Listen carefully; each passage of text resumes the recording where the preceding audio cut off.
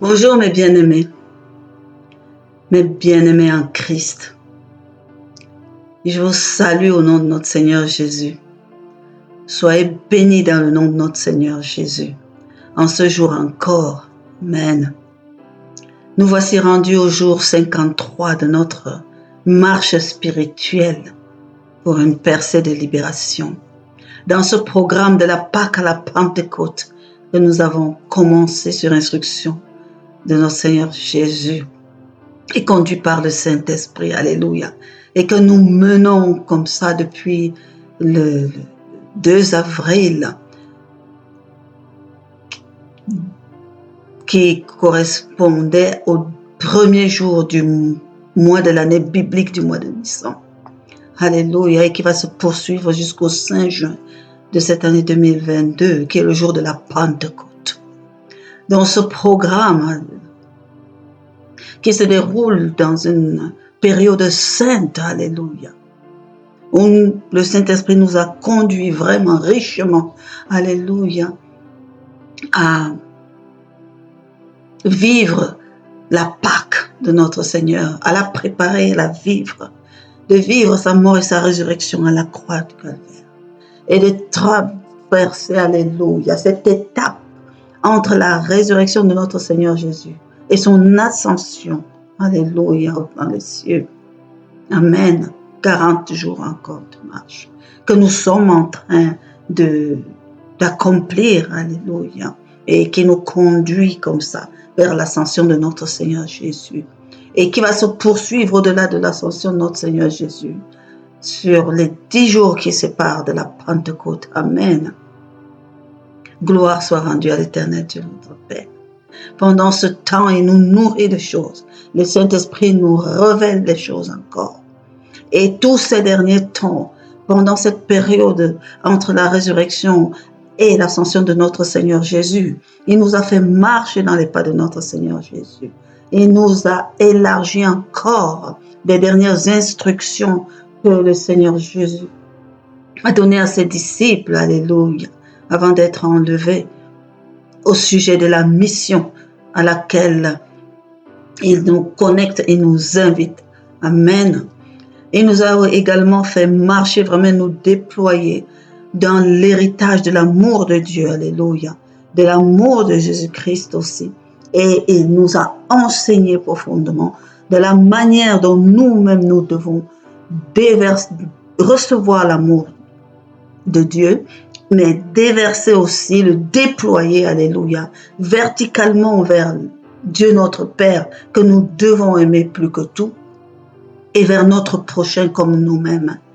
Et par le biais des enseignements des apôtres, de l'apôtre Pierre, de l'apôtre Paul, alléluia, nous avons étudié tout cela, et ils nous ont exhortés, ils nous ont montré vraiment comment nous pouvons, dans quel processus nous devons nous impliquer volontairement, faire des efforts, alléluia, pour pouvoir favoriser de nous déployer dans la nature divine, alléluia, dans laquelle ou par laquelle le royaume des cieux nous sera vraiment garanti. Amen.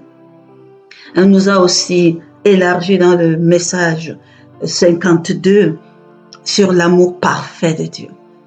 Sur l'amour parfait, alléluia. Et nous a conduits comme ça dans une prière, dans une quête pour pouvoir être manifestant de cet amour de Dieu, alléluia. Par le Saint-Esprit, amen. Gloire soit rendue à l'Éternel. Nous poursuivons notre parcours aujourd'hui en parlant de la communion fraternelle. Vous savez, tout l'amour que nous pouvons déployer, c'est pour avoir des relations avec notre prochain. C'est pour vivre une vie, par exemple, communion avec notre prochain. Le Seigneur nous appelle à son ministère. Le Seigneur nous appelle à son œuvre. Le Seigneur nous appelle à être frères au sein du royaume des cieux. Alléluia. Donc une vie de communion, une vie ensemble est importante. Dans ce ministère, dans l'œuvre du ministère auquel nous sommes appelés en tant que chrétiens, nous sommes Nous nous assemblons pour beaucoup de choses. Et ce terme communion fraternelle revient beaucoup. Mais est-ce que nous-mêmes nous saisissons la véritable pensée qu'il y a derrière la communion fraternelle? Si nous voulons vraiment vivre une véritable communion fraternelle, nous devons en tant qu'enfants de Dieu nous intéresser à ce que la parole de Dieu elle-même libère et fait comprendre de ce qu'est une communion fraternelle. Je vous ai déjà dit, mes frères, mes sœurs, que ce n'est pas parce que nos bouches et nos lèvres prononcent un mot que forcément nous l'avons compris. Nous devons chercher la connaissance des choses, l'intelligence des choses que peut nous apporter le Saint-Esprit de Dieu, afin que cela prenne vie en nous, que la parole devienne chère en nous et que nous la vivions, nous la pratiquons, nous la manifestons. Alléluia. C'est l'occasion aujourd'hui vraiment de parler de communion fraternelle. Amen.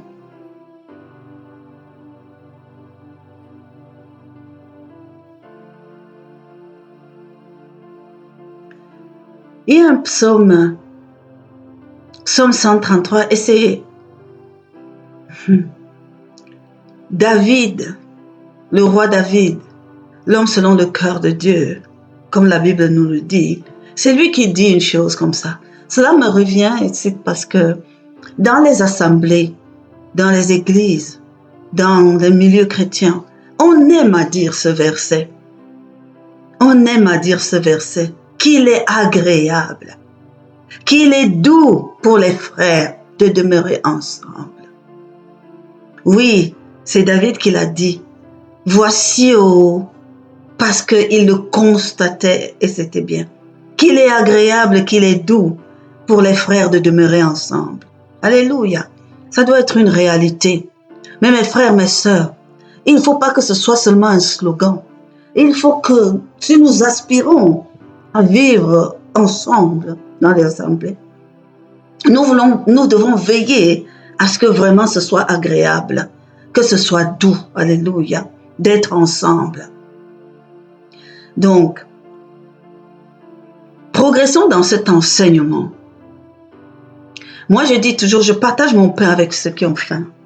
Et je vais là partager la façon dont j'ai reçu l'enseignement sur la communion fraternelle, où l'Esprit m'a inspiré et où, dans mon ministère d'enseignement de la parole de Dieu, j'ai libéré, alléluia, conduit par l'éclairage du Saint-Esprit. Amen. C'est l'occasion ici pour moi de parler d'un de mes livres que j'ai écrit, qui est en vente à la FNAC, qui est en vente sur Amazon, qui est en vente aussi à travers le lien de notre site www.héritageduroyaume.org, qui est en vente aussi sur Edilivre, alléluia, et qui s'appelle Diakoneo, et qui est un livre qui m'a été inspiré par le Saint-Esprit sur le service. Servir et être au service de notre Seigneur Jésus. Diakoneo. Et ce que je vais partager là avec vous maintenant sur la communion fraternelle en est un petit extrait. Alléluia. Et je vais vous inviter vraiment à acquérir ce livre qui est riche d'enseignements sur la vie chrétienne, la vie d'assemblée, alléluia, et particulièrement le service chrétien, le service, le ministère chrétien. Amen. Mais focalisons-nous ici sur l'enseignement sur la communion fraternelle, à comprendre les grandes notions de la communion fraternelle. Le terme communion fraternelle a deux mots, le mot communion et le mot fraternel. Nous allons essayer de comprendre le sens à la fois grammatical, mais aussi spirituel de cet terme. Le mot communion est une combinaison de mots. Il y a le mot commun et le mot union. Comme union. une union en communauté. Le terme commun signifie ce qui est commun à plusieurs. Quelque chose est dit commun quand tout le monde peut l'utiliser, quand il apparaît de la même façon pour tous et quand il est utilisable de la même manière par tout le monde. C'est ça être commun. Sinon la chose est spéciale. Alléluia. Mais quelque chose qui est commun, ça veut dire tout le monde, elle est accessible à tout le monde.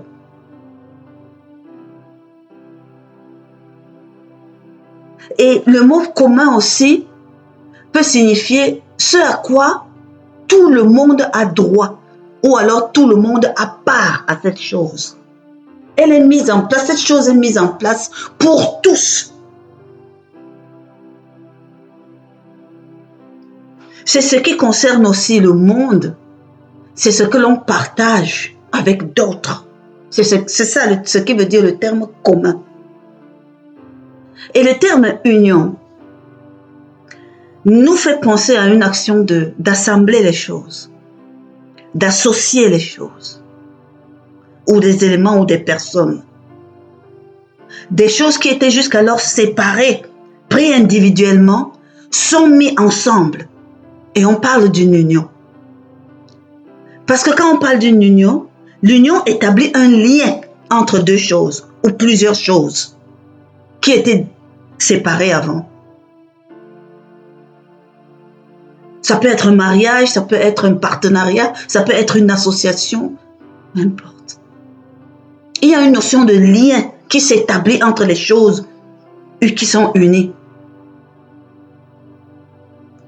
Et une union traduit une conformité de sentiments, une conformité de pensée, une conformité de comportement entre les différents éléments qui constituent l'union. Et les éléments qui constituent l'union, désormais, ces éléments ne peuvent véritablement s'unir que s'ils défendent les mêmes causes, ils défendent les mêmes intérêts, ils sont ensemble pour une même cause, ils sauvegardent les mêmes intérêts, ils poursuivent les mêmes buts et les mêmes objectifs, et ils ont les mêmes objectifs. C'est important, mes frères et mes sœurs, de comprendre cela. On ne peut pas dire que les choses sont unies s'ils n'ont pas les mêmes intérêts. On ne peut pas parler d'union véritable quelque part si on n'a pas le même objectif, si on ne poursuit pas les mêmes buts. Et si les causes pour lesquelles nous nous sommes unis ne sont pas identiques. C'est important d'enregistrer cela. Parce que quand nous sommes ensemble, si ces petites choses commencent à différencier, ça doit nous inquiéter, ça doit nous interpeller sur la qualité de l'union qui va être bâtie là. Et quand on parle d'union, on dit qu'il y a une conformité de sentiments. Alléluia. C'est-à-dire le ressenti de chacun par rapport à ce qui est mis en commun là, va être le même. Si tu ne sens pas, si tu n'as pas le même ressenti pour telle ou telle chose qu'une autre personne avec qui tu dois t'assembler pour une cause, il faut se poser des questions. Parce que c'est ça qui crée en fait plus tard la désunion. Parce qu'au départ, il n'y avait pas, les critères même de l'union n'étaient pas rassemblés. Les critères de l'union n'étaient pas mis ensemble. Il faut veiller à ces choses quand on parle d'union. Et ce n'est pas seulement parce qu'on parle des assemblées ou des églises ensemble. Mes frères et mes sœurs, ça doit nous interpeller. Lorsque nous bâtissons quelque chose, nous ne pouvons pas dire que nous montons une église, nous ne pouvons pas dire que nous montons une assemblée, nous ne pouvons pas dire que nous formons un groupe. Si les éléments même de base qui doivent caractériser ce que nous sommes en train de faire, sont déjà faussés à la base. Il n'y aura pas de vie, il n'y aura pas de suite, il n'y aura pas de pérennité à bâtir. Alléluia. Je vous ai toujours dit que dans la définition, quand on essaie de comprendre en profondeur le sens des mots, ça nous permet de nous positionner dans ce que nous voulons faire. Amen. Donc, la communion implique, quand on veut parler de communion quelque part, ça implique toutes ces choses que nous venons de voir. Ça implique que cette chose-là doit appartenir à plusieurs personnes. Ils y ont droit, ils y ont part. Et que toutes ces personnes-là sont tenues par un lien, par un même ressenti. Et doivent se comporter de la même façon vis-à-vis de cette union. Les intérêts sont les mêmes. Les objectifs sont les mêmes. Amen. Maintenant, la notion de fraternel. La notion de fraternel peut être simple. C'est ce qui se rapporte à la fratrie. C'est ce qui se rapporte à ce qui peut être un frère saint, un lien de je ne vais pas dire de sang, parce que c'est le mot qui a failli sortir. C'est pas forcément un lien de sang. Parce qu'on peut être frère et sœur véritablement sans être, sans avoir le même sang quand on parle des humains. Amen. C'est ça qu'il faut comprendre. La notion de fraternité est une notion d'appartenance à une même lignée. C'est-à-dire que nous avons été engendrés par une même chose. La notion de fraternel vient du fait que nous sommes frères et sœurs. Donc, ce n'est pas à notre niveau que ça se passe, c'est au niveau de ce qui nous a engendrés, qui donne une connotation au fait que nous sommes frères ou sœurs. On peut parler de fraternité entre nous. Alléluia. Il y a quelque chose au-dessus qui engendre le frère et la sœur et qui fait en sorte que ce soit ça. Quand nous sommes en Christ, nous sommes engendrés en Christ, en Dieu, et nous devenons frères et sœurs par Jésus-Christ, comme étant engendrés par le Père, enfants de Dieu. Ça, c'est ce qui est important. Tout comme dans la nature courante, la vie courante, un frère et une sœur sont engendrés par le même géniteur, par le même parent. Et là, ils sont frères et sœurs. Donc, il y a une notion, dans la fraternité, il y a une notion d'engendrement qui est importante. Il y a une notion de source de ce qui vous a engendré. C'est-à-dire, quand on parle de fraternité, c'est que vous venez d'un même point. Vous avez été créés par un même point. Vous êtes existants par un même point. Et c'est ça qui est important. La fraternité ne se regarde pas de toi en moi, mais la fraternité tire sa vérité du fait que nous deux, vous venez d'une même source. Et la notion de fraternité ne doit pas seulement être des mots. Vraiment, nous devons comprendre cela comme étant le génome, comme étant la source de l'engendrement de ce que nous sommes. Donc, frères et sœurs là, ça va au-delà de deux personnes. Parce que ça touche et ça rattache à notre source. Nous sommes frères et sœurs par notre source. Alléluia. Donc c'est important. Et la communion dans cette fraternité-là, c'est que nous nous mettons ensemble, nous nous unissons et nous mettons les choses en commun parce que nous venons de notre source. Parce que nous avons la même source. Alléluia. Poursuivons.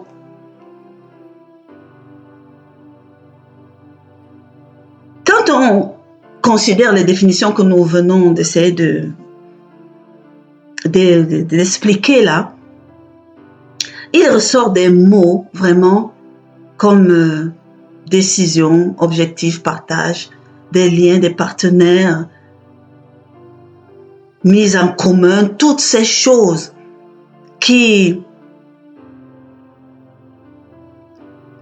peuvent être profondes dans le sens spirituel et naturel. Je dois insister ici et faire un parallèle.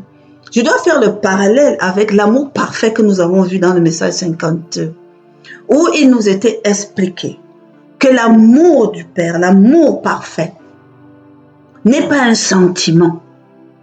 Ce ne sont même pas nos émotions, mais c'est un don. Alléluia. C'est un don gratuit venu de notre Père. Amen. Qui est donc ensemencé en nous par le Saint-Esprit et que nous, en tant que réceptacle, nourris et entretenus, nous le laissons grandir en nous et nous l'enfantons. Alléluia. Pour le manifester. Voilà l'amour. La communion fraternelle, par contre, n'est pas un don. Je ne veux pas dire que ce n'est pas une grâce. C'est une grâce. D'aimer de l'amour du Père est une grâce. De pratiquer la communion fraternelle est une grâce. Parce que tout est grâce en Christ. Donc, ce n'est pas de ça que nous parlons. Ce n'est pas un don. La communion fraternelle ne vous est pas donnée à la croix du calvaire par la mort de notre Seigneur Jésus-Christ. Mais non. La communion fraternelle relève d'une décision. La communion fraternelle, telle que nous l'avons expliquée là, c'est le résultat d'une démarche consciente et intelligente que les différentes parties prenantes de l'union doivent mettre en pratique, doivent mettre ensemble pour pouvoir vivre leur communion. Amen. C'est important. C'est nous qui décidons d'entrer dans une relation de communion fraternelle et de respecter les termes et tout ce que cela implique afin de pouvoir vraiment vivre et faire vivre cette communion fraternelle. Alléluia. Et c'est important de noter. Autant l'amour de Dieu ne relève pas de nous, ni de notre volonté de faire ci ou ça. Non. Autant la communion fraternelle nous implique directement. Implique notre volonté, implique notre décision. Alléluia. Bien sûr, avoir la capacité de faire les choses relève toujours du Saint-Esprit. Mais il est important que nous comprenions qu'il y a ce que nous recevons de grâce et que nous devons prier pour pouvoir manifester. Et il y a ce qui relève de nous, de décider d'obtenir. Alléluia. Et donc nous devons toujours prier pour pouvoir être rendus capables de la mettre en application. Amen.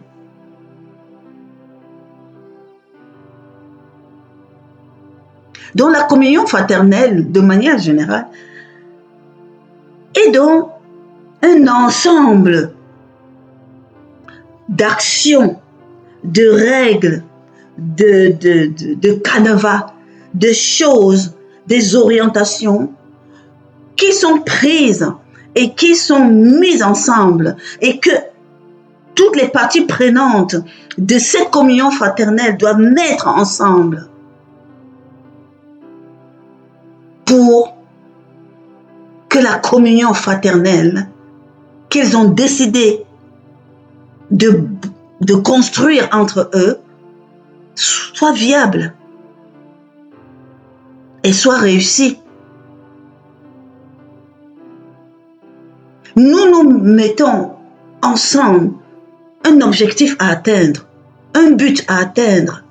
Nous balisons ensemble un canevas que nous devons suivre. Nous nous donnons des orientations, nous prenons des décisions, nous posons des actions, alléluia, en vue d'atteindre ces objectifs-là, en vue de vivre des choses en commun. Amen. Et c'est le désir vraiment commun à chacune des personnes d'atteindre le même but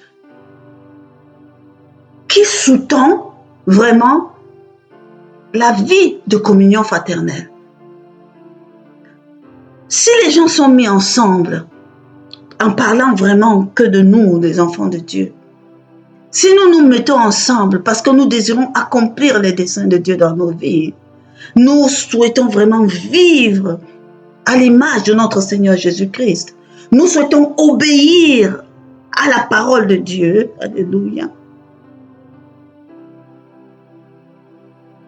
Nous désirons vraiment accomplir des choses dans notre vie. Et pour cela, nous décidons que nous nous mettions ensemble pour faire ces choses ensemble. Amen. Donc, nous nous mobilisons pour pouvoir vivre une communion fraternelle ensemble.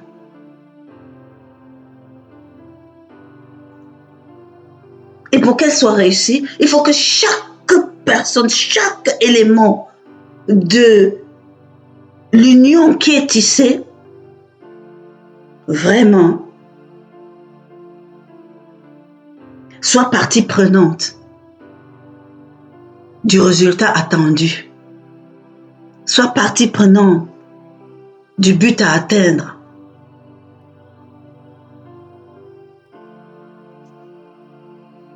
Amen.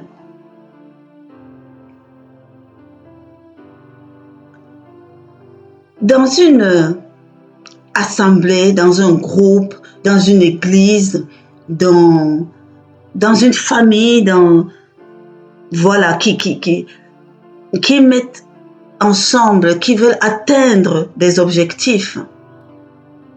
Ils se donnent un but. Alléluia. Mais ce qui est sûr, c'est que les moyens mis en œuvre pour atteindre ce but c'est autre chose. On peut avoir tous un but. On est conscient que c'est ce but qu'on veut atteindre. Encore faut-il que nous nous donnons véritablement les moyens d'atteindre ce but. Amen.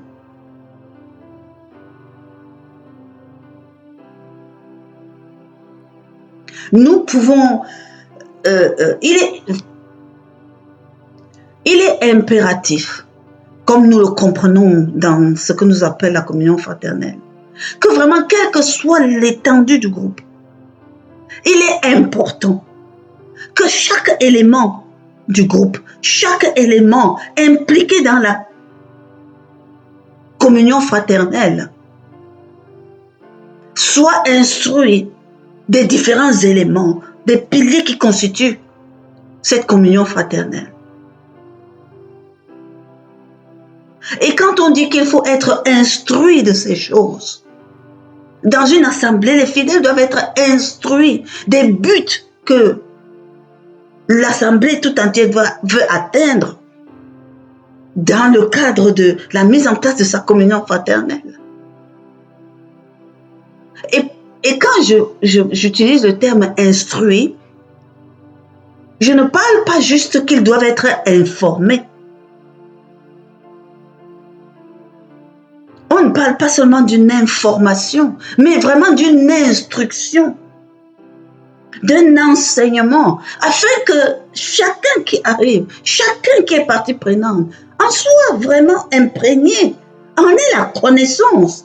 Parce que c'est quand il en aura la connaissance, il s'impliquera vraiment complètement de cœur et d'esprit dans ce qui doit être fait.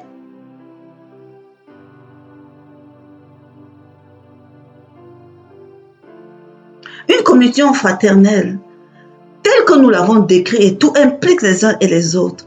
Et ça se cultive. Ça se cultive avec patience et volonté. Ça se cultive comme un champ.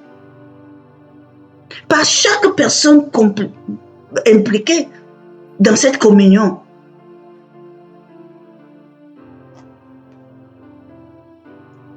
Il y a des règles et il y a des principes dans une communion fraternelle réussie qui s'enseignent et qui se transmettent. Et ça doit être pris en considération vraiment par les uns et les autres, par ceux qui peut-être étaient les premiers dans la mise en place de cette communauté. Et tous ceux qui arrivent et qui prennent place dans la communauté doivent en être instruits. Alléluia. Doivent en être instruits afin de pouvoir adhérer véritablement à la communauté. Et ça doit faire partie d'un point d'honneur. Vous avez la vie de communauté, comme une assemblée et tout. Nous, personnellement, je trouve que c'est ça qui fait la faiblesse un peu des églises chrétiennes aujourd'hui. Parce qu'il y a un petit noyau qui estime que c'est leur chose prénante. Au sein d'eux, peut-être qu'ils parlent de ces choses. Mais tous ceux qui arrivent et qui sont en leur sein ou qui augmentent le nombre de la communauté ne sont plus impliqués dans les principes qui ont prévalu au début à mettre les choses ensemble. Personnellement, je trouve que c'est une erreur, c'est un manquement. Parce que comment voulez-vous que les personnes qui viennent d'arriver tiennent compte de la fraternité, la communion fraternelle qui doit être entretenue et développée au sein de cette assemblée sans en avoir été instruit, sans en avoir été informé, sans en avoir été impliqué. Beaucoup de gens disent telle personne, machin, tout. Il manque de clients comme communion fraternelle, il n'y a pas de ceci, il n'y a pas d'amour, il n'y a pas de... Qui a été... Les avez-vous instruits des éléments fondateurs de ce qui vous anime? Ont-ils été instruits, ont-ils été appelés à prendre part et à s'impliquer dans le développement de la communion fraternelle? Parce que je vous assure, mes frères et mes sœurs, ce n'est pas donné, ce n'est pas inné, ce n'est pas instantané. Beaucoup de gens se lèvent aujourd'hui et franchissent le seuil d'une assemblée pour la première fois. Ils vont, ils s'asseyent, ils y restent même. Mais seulement, s'ils ne sont pas nourris depuis l'estrade, des priorités et des orientations de l'assemblée dans sa communion de fraternité, ou s'ils ne sont pas instruits par ailleurs dans des groupes de cette notion de communauté à laquelle il doit adhérer volontairement, cela va conduire plus tard pas à une communion fraternelle, pas par une communauté de frères et de sœurs, mais à un amalgame d'individualité. Et c'est ce qui fait en sorte qu'aujourd'hui, dans les églises, nous trouvons qu'il naît des sentiments et des intérêts divers qui n'ont plus rien de commun.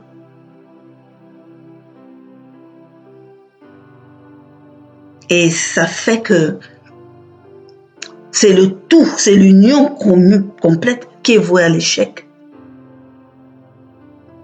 Nous devons en être imprégnés et veiller vraiment au sein des assemblées, peu importe la taille du groupe qui doit être créé. Le concept de la communion fraternelle, les éléments fondateurs de la communion fraternelle sont les mêmes, alléluia, et doivent être pris en considération. Il y a de manière générale comme ça 3 principes qui s'attachent, 3 principes bibliques qui s'attachent à la pratique de la communion fraternelle.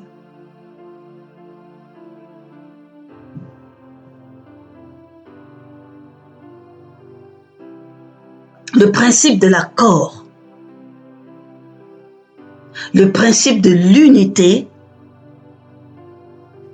et le principe du partage. Alléluia. Si Ces trois principes fondamentaux doivent habiter le cœur de toute personne partie prenante à une communion fraternelle quelconque.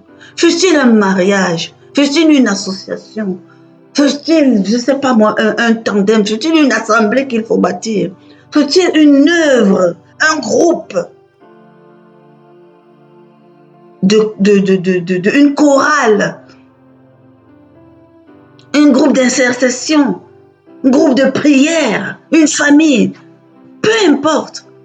Mais de manière générale, au-delà de tout ce que nous avons dit depuis le début, ces trois principes bibliques, ces trois principes fondamentaux dans la parole de Dieu sont nécessaires dans la pratique de la communion fraternelle.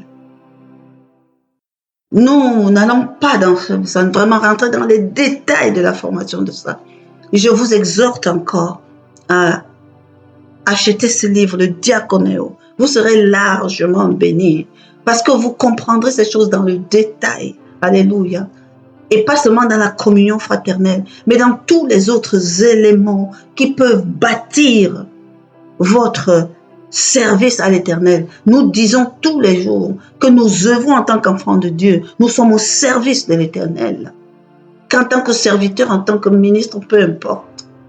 Mais nous servons notre Seigneur Jésus. Nous sommes dans son service. Alléluia. Et ça a des règles, ça a des principes. Et il est important pour un enfant de Dieu de pouvoir s'imprégner de ces choses afin de vivre pleinement et victorieusement sa vie de service. Alléluia.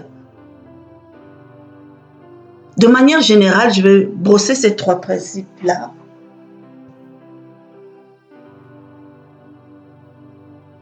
Le principe d'accord. Citons ici quelques versets pour nous camper dans cela. C'est Matthieu qui parle, chapitre 18, versets 19 à 20. Dans l'évangile de Matthieu, c'est notre Seigneur Jésus qui nous parle. Je vous dis encore que si deux d'entre vous s'accordent sur la terre pour demander une chose quelconque, elle leur sera accordée par mon Père qui est dans les cieux. Car là où deux ou trois sont assemblés en mon nom, je suis au milieu d'eux.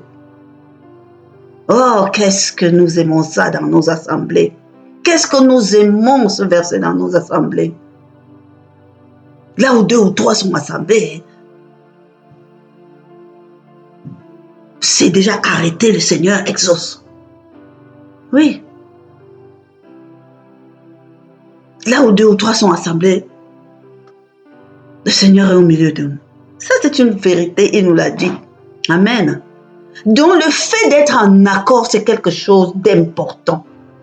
Le fait d'être en accord. Donc, il est pour moi important de savoir quand le Seigneur Jésus nous dit, quand deux d'entre vous s'accordent sur la terre, est-ce que ça veut dire seulement sont ensemble? Est-ce que ça veut dire seulement se prier ensemble? Est-ce que s'accorder là s'arrête là? Je ne pense pas. Ou plutôt, dans tous les cas, assurons-nous de ce que ça signifie afin de nous disposer dans ce contexte pour que ce que nous demandons soit accordé par le Père. Dans le livre des Actes 1, à son verset 14, lors du fondement des premières églises, des premières assemblées chrétiennes, lui nous explique quelque chose. Et il nous décrit que tous d'un commun accord, même pas seulement d'un accord, d'un commun accord, persévérer dans la prière et dans l'oraison, avec les femmes, Marie-Madeleine, etc. Tous d'un commun accord, persévérer. Le terme s'accorder ici, vraiment ne veut pas seulement dire qu'ils étaient ensemble. qu'ils étaient en un même lieu, qu'ils étaient réunis quelque part. Non. Moi, je pense que le terme s'accorder ici signifie vraiment qu'ils se mettaient d'accord sur quelque chose de précis. Ils ont convenu quelque chose. Ça a été clarifié aux uns et aux autres. Et ils ont dit oui, on fait comme ça. C'est comme passer un marché. C'est comme établir un pacte. S'accorder sur. On ne peut pas juste s'accorder. On s'accorde sur quelque chose de précis. Et cette chose de précis-là a été clarifiée à tout le monde. Si quelqu'un n'a pas compris les termes d'un accord et qui dit oui, son accord est flou, son accord est faussé parce que son accord ne se fait pas dans la vérité. Il faut une implication totale et individuelle de chacun. Ton accord doit être fait en connaissance de cause et en connaissance de ce qui est fait. Là, tu te tais, c'est un plein engagement. Alléluia. Donc, c'est un pacte qui est signé. C'est un pacte qui est scellé. C'est un engagement qui est pris. Un engagement commun pour une chose particulière. C'est une entente qui nous implique individuellement. Amen. Et c'est dans ce cas qu'on parle d'un commun accord. Nous avons vu le terme commun. Nous avons dit que c'était vraiment comme une union. C'était vraiment, c'est quelque chose que nous devons partager. Alléluia. Un commun accord.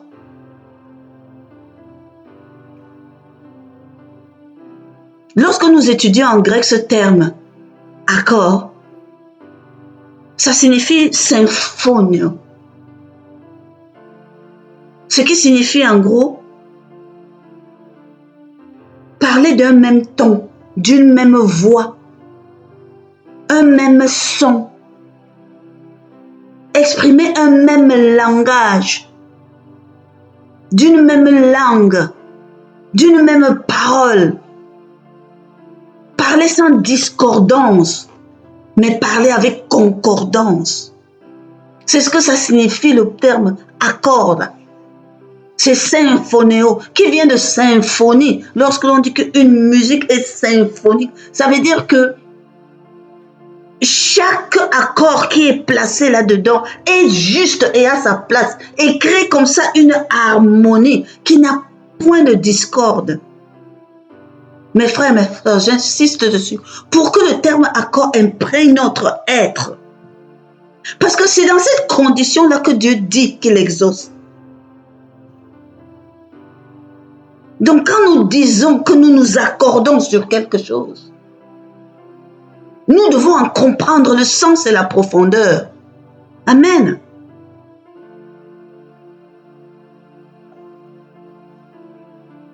C'est un ensemble harmonieux des choses qui vont bien ensemble.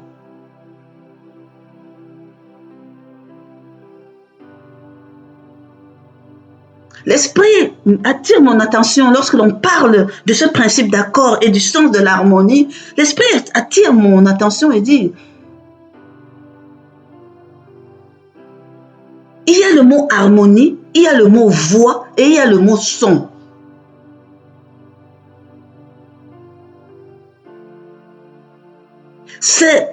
Quelle est la partie de notre être qui est impliquée dans le processus de l'accord? Alléluia. À partir de ces trois mots-clés, harmonie, voix et son, qu'est-ce qui nous implique dans un accord? Oh, Saint-Esprit de Dieu, tu es merveilleux. Vraiment, quand on te quête, tu nous fais percevoir de ces choses. Quelle est la partie de notre corps qui est impliquée dans un accord? Il ne s'agit pas ici, lorsque nous parlons d'accord, lorsqu'il s'agit d'un accord, il ne s'agit pas de ce que nos yeux ont vu. Il ne s'agit pas de ce que nous percevons dans notre pensée. Il ne s'agit pas de ce que nous sentons par notre odorat ou que nous ressentons dans notre âme. Il ne s'agit pas de ce que nous touchons, nous palpons avec nos mains, ni ce que nous goûtons avec notre langue comme saveur.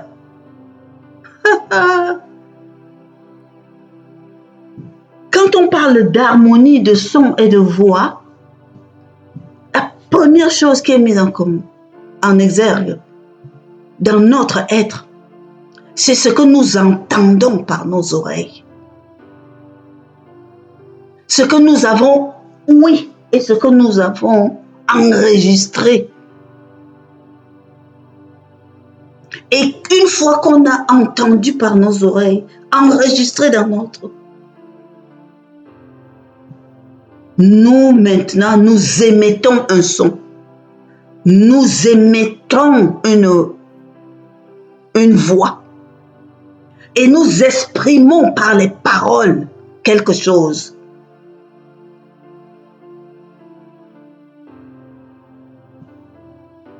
Donc, quelque chose de symphonique est relatif, l'accord que nous prenons est relatif à ce que nous entendons et ce que nous exprimons.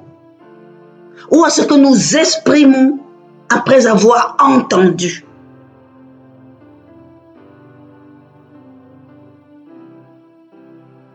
Et nous savons que ce que nous entendons,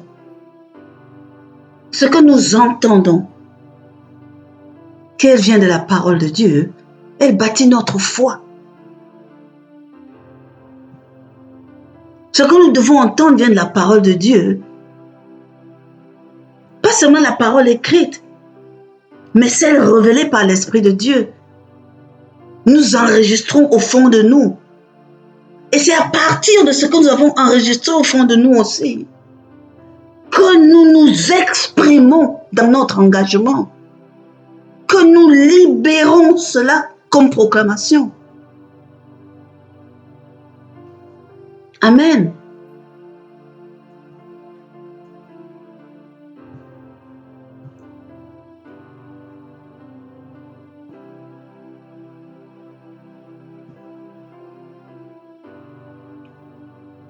C'est encore là un mystère de Dieu, mais peu importe.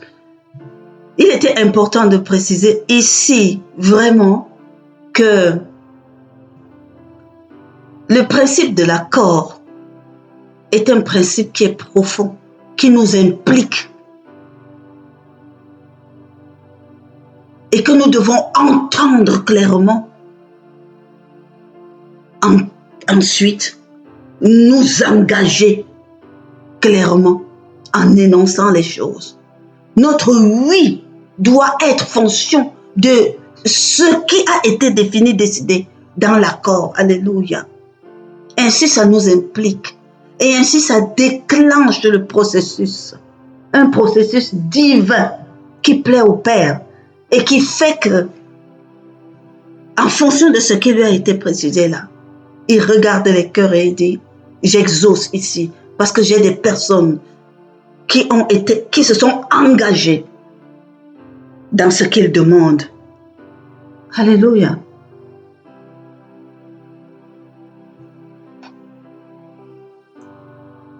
Nous allons passer à un autre principe. Mais si vous lisez le livre Diaconéo, vous serez encore plus grandement, largement enseigné sur le principe de l'accord. Amen. Le deuxième principe, c'est le principe de l'unité.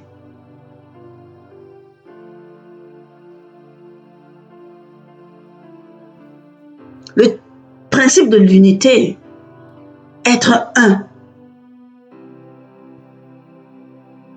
unique seul, mais homogène, un tout indivisible, indissociable.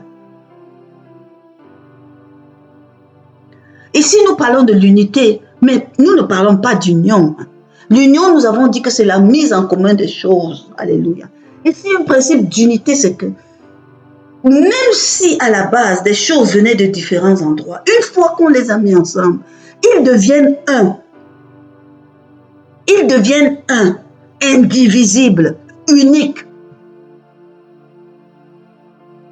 un tout. Et c'est important. Le principe de l'unité va au-delà de l'union qu'il peut y avoir entre les gens. Vous pouvez être 100 dans une assemblée. La communion fraternelle, telle que nous l'avons vue, telle que nous l'avons décrite, telle que nous la comprenons jusqu'à maintenant, implique que ces 100 individus mis ensemble vont devenir un. Alléluia.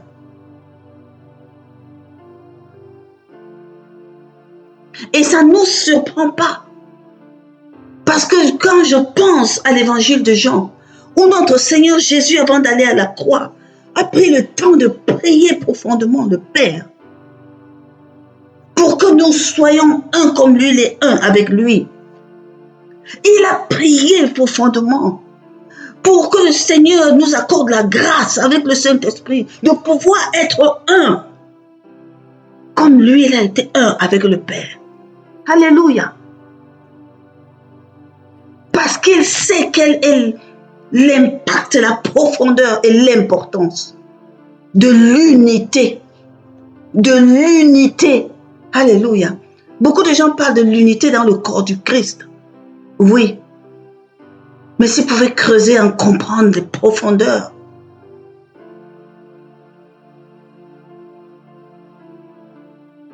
Au-delà de ce que l'on peut mettre en commun comme ça pour essayer de rafistoler, non. Parce que là, on est encore dans les unions, dans les associations. Ça ne suffit pas.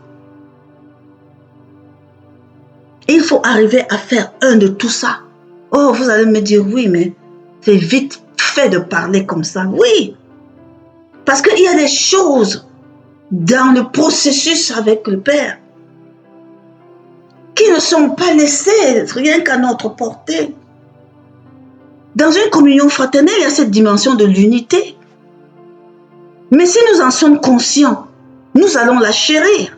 Alléluia. Si nous avons compris le processus de l'accord qui est passé là, alors mes frères, mes sœurs, moi je vous dis que dans nos assemblées, la prière pour être un devrait faire l'objet des choses que nous demandons dans un accord, puisque l'Éternel, notre Père, a dit que si vous savez vous accorder pour me demander quelque chose, moi je vais le faire.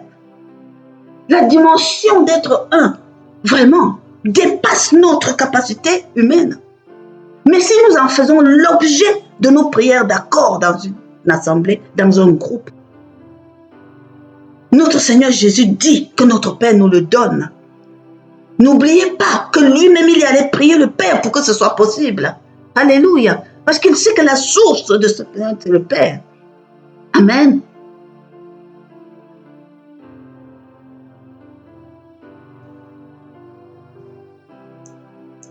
Nous sommes un parce que nous avons la même source. Nous disons tout à l'heure que la fraternité ne trouve son sens, pas à cause du frère et de la sœur, mais par rapport à la source qui est l'engendreur de ses frères et sœurs. Alléluia.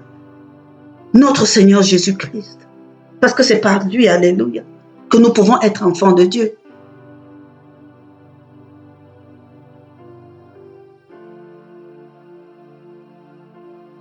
Et ce qui est fondamental là-dedans, c'est que ce qui vient consolider, lier ensemble tous les éléments d'une union, afin qu'ils ne soient un,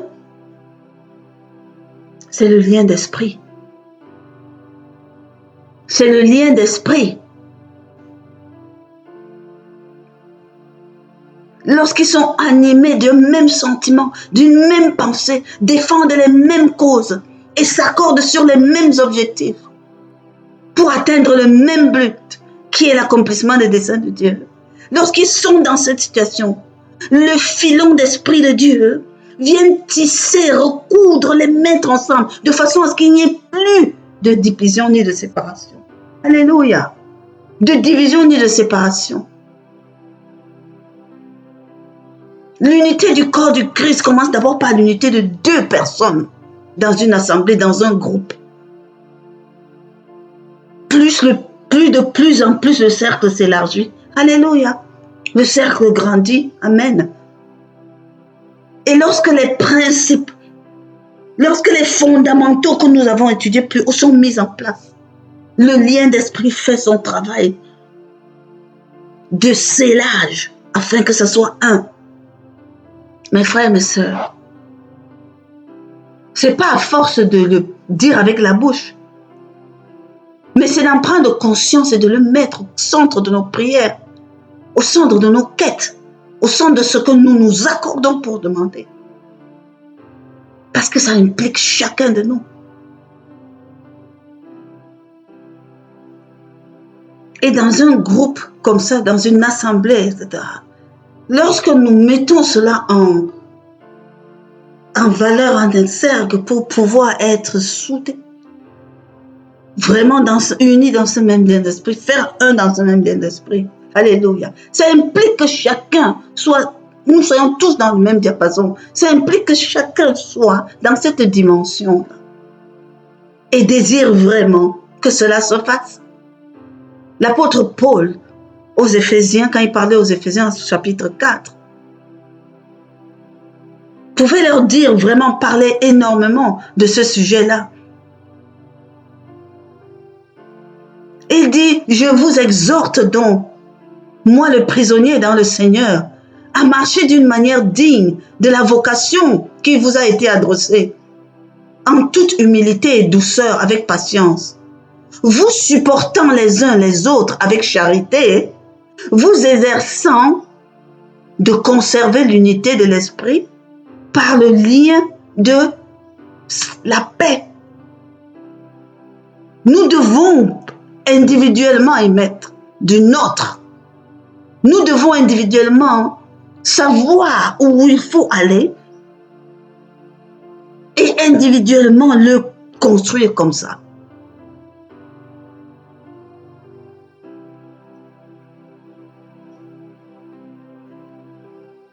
Veillez à conserver le même lien d'esprit entre vous.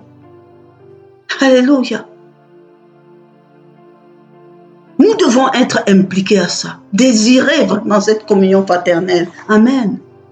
Mais surtout, travailler ce principe de l'accord, ce principe, de l'unité.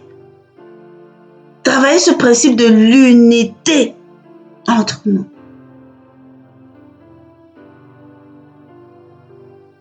Afin que de parler de l'unité de l'Église, corps de Christ, ne soit point vaine. Le Saint-Esprit est là, il doit faire sa part. Et il est très bon pour faire sa part. Nous devons y mettre du nôtre. Déjà en comprenant ce qui est attendu individuellement de nous. Ce qui est attendu en tant que groupe. Et nous engager profondément par rapport à ça. Alléluia.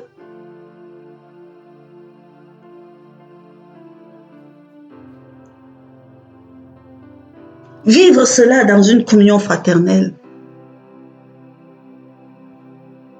ça demande d'être engagé.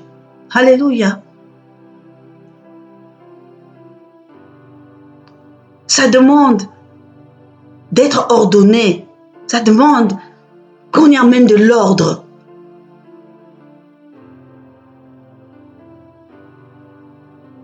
Je ne peux pas dans ce même message vraiment m'attarder sur tous ces mots et les expliquer encore. Je vous invite à lire ce livre dans le nom puissant de Jésus.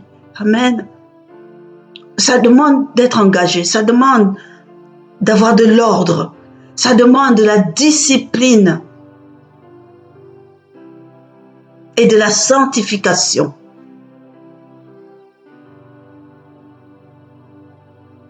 Ça demande de la patience. Ça demande de la soumission.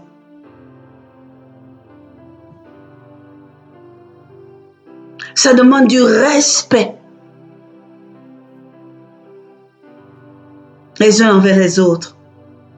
La franchise dans les relations que nous mettons ensemble. Le pardon. Alléluia. Ça demande que nous manifestions de la vertu véritable.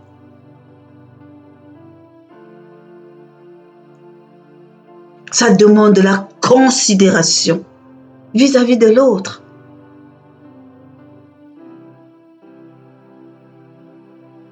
Paul pouvait dire à chacun de nous, la grâce a été donnée selon la mesure du don de Christ. Alléluia. Il a fait les uns comme les autres, etc. Afin que nous puissions nous édifier le corps du Christ. Alléluia. Il faut avoir de la considération les uns vis-à-vis des autres. Personne n'est vide et oisif dans le corps du Christ. Personne de ceux qui veulent s'impliquer n'est vide et oisif dans le corps du Christ.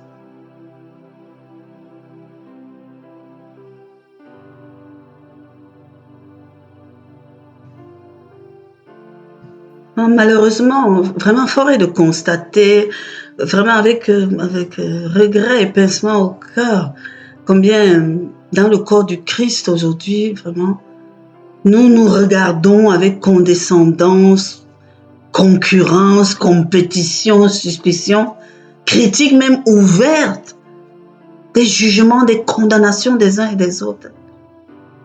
Alors que notre Seigneur nous demande d'être un. Soyez un. Alléluia. Oh Saint-Esprit de Dieu, vraiment aide-nous. Aide-nous. Alléluia. À bâtir et à savoir développer une vraie communion fraternelle. Alléluia. L'Église est le don de Dieu à Jésus-Christ. Et Jésus l'a rassemblée, l'a enseignée, l'a sanctifiée pour la donner en retour à Dieu. Donc soyons un, mes frères et mes sœurs. L'Église de Dieu ne vous appartient pas. Ce que vous prétendez, ce que nous prétendons faire pour Dieu ne nous appartient pas. Moi, je pense que nous évoluerons le jour où nous comprendrons qu'à partir du moment où nous considérons une œuvre comme l'œuvre de Dieu, elle ne nous appartient plus. Alléluia. Ce ne sont pas les œuvres de vos mains, ce n'est pas vos entreprises. Amen. Il faut comprendre ça comme ça. Le Seigneur, nous ne sommes que des partenaires de Christ pour l'œuvre que Père lui a donnée. Et le Père lui a fait ce don-là, et Christ lui dit, je veux qu'il soit un. Ce que tu m'as donné, alléluia, je ne les perdrai pas. Afin qu'il les façonne, les baptise, et qu'il les offre en retour. Alléluia. À l'éternel Dieu, le Père, le Créateur, pour la noce. Amen. Qu'il ramène son épouse à la maison. C'est important que chaque personne, chaque frère et sœur, chaque enfant de Dieu, chaque membre d'une assemblée comprenne ce principe-là. Amen. Prions même pour demander au Saint-Esprit de nous ouvrir notre entendement pour ces choses. Alléluia. Afin que nous puissions chanter vraiment en symphonie. Alléluia. Ainsi, nos prières d'accord seront exaucées par notre Seigneur. Afin que nous coulions véritablement dans ce filon d'unité. Amen.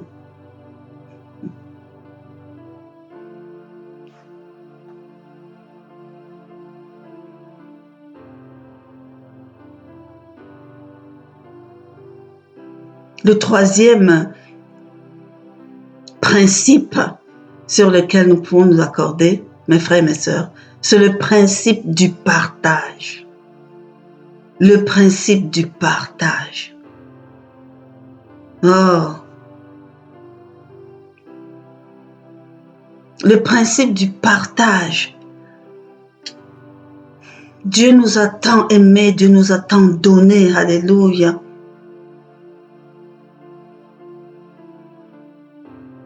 Et lorsqu'on met des gens ensemble, que ce soit le partage de l'héritage, que ce soit le partage des choses mises en commun, quand les gens sont ensemble, alléluia, le véritable nœud du problème commence à ce moment. Commence au moment où il faut partager quelque chose. Et nous devons être emplis du sens divin du partage comme Dieu peut le partager. Alléluia. Quand la Bible nous parle de sa notion du partage, qui signifie diviser, distribuer, répartir, donner, mais aussi recevoir. Ça fait partie de la notion du partage. On sait que notre Seigneur Jésus ne faisait rien sans le diviser et le partager. Il prit le pain, rendit grâce, le rompit et le donna en disant. Il rendit grâce, il prit le pain et le donna à ses disciples afin qu'il les distribue à la foule. Il partagea ainsi les 2 poissons entre tous. Il y a une notion miraculeuse dans le partage, mes frères et mes sœurs. Notre Seigneur Jésus nous dit que c'est son corps qui est rompu. Rompu pour vous. Fais ceci en mémoire de moi.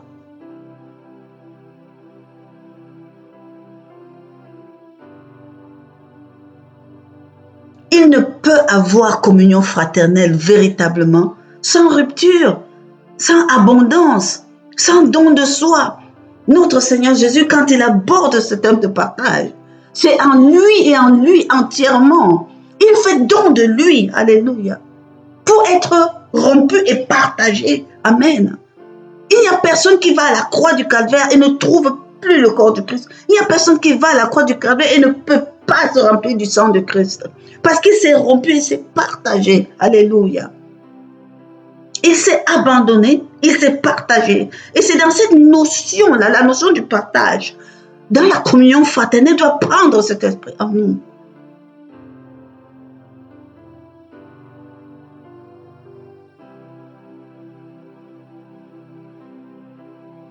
Pour que la communion soit possible, il a fallu que notre Seigneur Jésus vraiment soit brisé dans sa chair. Paul déclare aux Corinthiens, quand il explique aux Corinthiens, dans le premier épître aux Corinthiens, au premier chapitre, Dieu dit, Dieu est fidèle, lui qui nous a appelés à la communion de son Fils, Jésus-Christ notre Seigneur. Est-ce que vous savez que Dieu nous a tant aimés qu'il a envoyé son Fils mourir pour nous et nous a appelés à la communion de son Fils? C'est-à-dire, nous a appelés au partage de ce qu'il veut faire. Ce qu'il a fait à son Fils, il a coupé comme ça en petits morceaux, partagé, afin que nous tous, nous ayons une part de Christ. Oh, Carabage. Donc, chacun doit rentrer vraiment dans la communion fraternelle, en se donnant lui-même entièrement. Tu n'es plus toi, tu n'es plus une entité personnelle, tu n'es plus individuel. Tu fais déjà partie d'un groupe, partie d'un tout, partie d'un un. Alléluia. Donc tu t'es abandonné, dans le groupe. Il y a cette notion, afin que ça fasse un tout et que ça puisse être redistribué. Peu importe.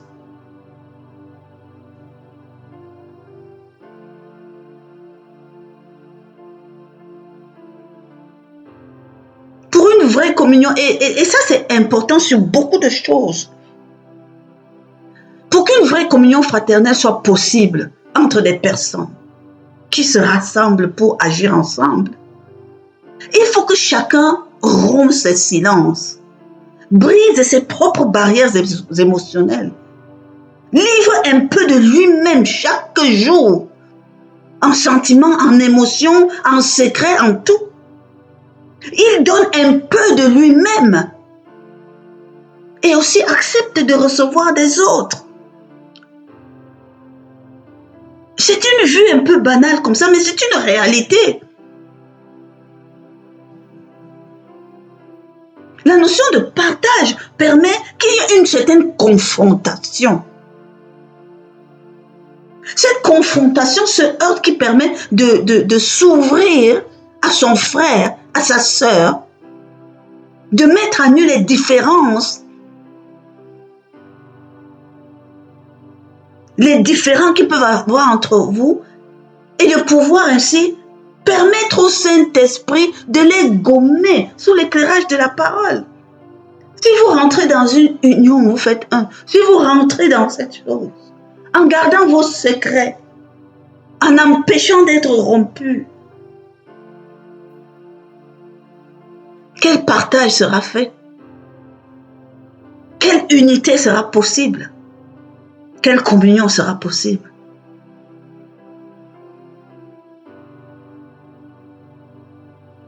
Paul pouvait dire en parlant aux Philippiens, dans le chapitre 2, il dit, j'espère dans le Seigneur Jésus, vous envoyez bientôt Timothée, afin d'être encouragé moi-même en apprenant ce qui vous concerne. Car je n'ai personne ici qui partage mes sentiments pour prendre sincèrement à cœur votre situation. Tous, en effet, cherchent leur propre intérêt et non pas ceux de Jésus-Christ. Je n'ai personne ici qui partage mes sentiments, afin que cela puisse permettre qu'ils prennent sincèrement à cœur la situation que je vis. Comment pouvons-nous partager un sujet de prière si vraiment nous ne partageons pas les mêmes sentiments? Comment pouvons-nous prendre même Christ si nous n'avons pas les mêmes intérêts?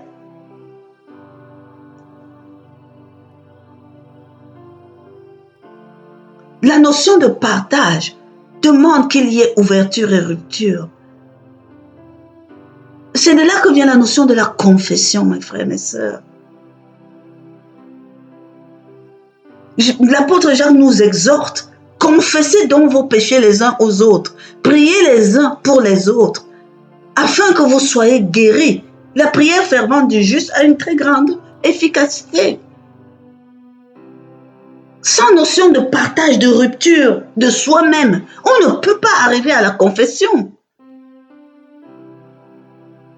Il y a des personnes dans des églises, dans des assemblées, qui mettent un point d'honneur à cacher leurs choses. Mais mes frères, mes sœurs, vous ne serez jamais un.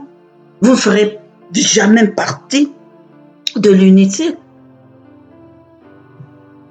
Et ne soyez pas étonnés qu'il y ait échec dans ce que vous faites.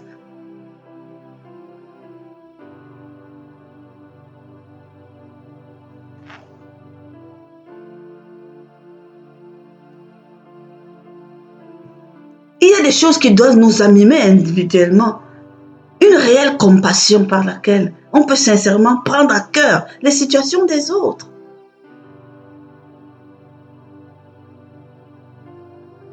Prendre à cœur la situation des autres. Mais je vous assure, mes frères et sœurs, si nous avons traversé la notion de l'accord et la notion de l'unité, ces choses-là se bâtissent en nous. Si nous-mêmes nous venons et nous laissons le Saint-Esprit lui-même faire naître l'amour parfait en nous, nous arrivons à ce stade de partage, rempli et édifié. Parce que les sentiments en ce moment,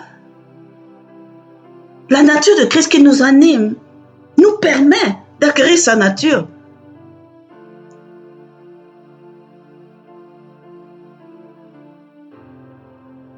Nous pouvons apprendre à partager avec Dieu le Père, avec Jésus-Christ, avec le Saint-Esprit. Donc de faire un partage avec le céleste et de faire un partage avec nous-mêmes. Amen. Et de faire un partage avec les autres. Nous rejoignons ici même dans la notion de la communion fraternelle tout ce que nous avons vraiment appris aussi dans le sens de l'amour de Dieu. L'amour du Père est pour le Père, l'amour du Fils est pour le Fils, et l'amour de nous-mêmes est pour les autres. La notion de communion est dans ce sens. Et quand nous aiguisons cette notion d'être rompu complètement et d'être inscrit dans le partage en Jésus-Christ notre Seigneur, nous pouvons ainsi vraiment bâtir une communion fraternelle, vraie, véritable.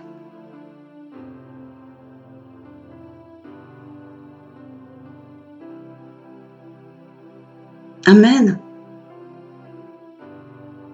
Je vous exhorte, mes frères, mes sœurs, vraiment à acheter ce livre de Diaconéo et de vous enrichir. Le peu que j'ai pu vous dire de cette notion de la communion fraternelle, qui est au cœur de ce que nous bâtissons, au cœur de l'Église, au cœur de nos assemblées. Alléluia. A déjà pris presque 1h20.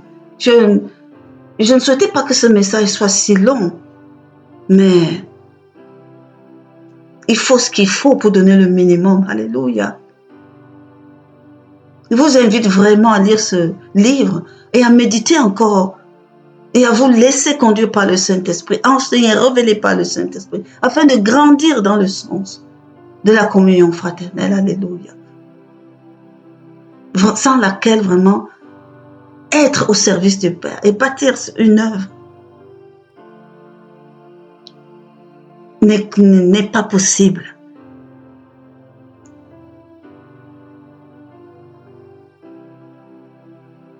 Demeurez en Christ. Demeurez bénis, largement bénis en Christ. Quant à moi, je vous dis à demain. Shalom.